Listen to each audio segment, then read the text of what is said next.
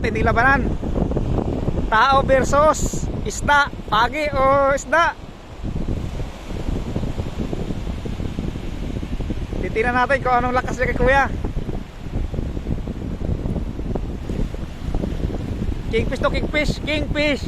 Oh, laki. Birakoys.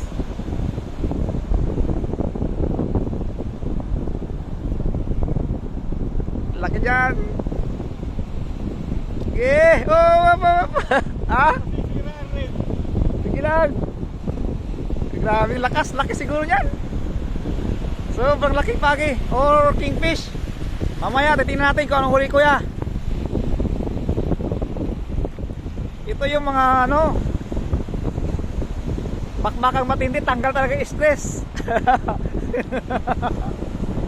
Matagal to hindi nakabira si kuya ng ganito kalakas eh. Ito yun, mapapalaban na talaga siya.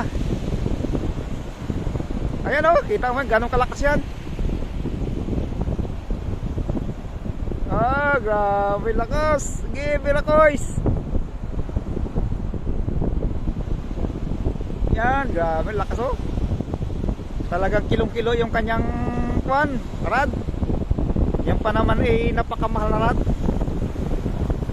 Pag yun ay nabali ng ng isda na yan, alam na siguro mga 100 kilos to guys, no? Mga 100 kilos yan. Yeah, mira, ayan na. Oy, oy, oy, oy. Huwag mo puputulin. Putol? Oy.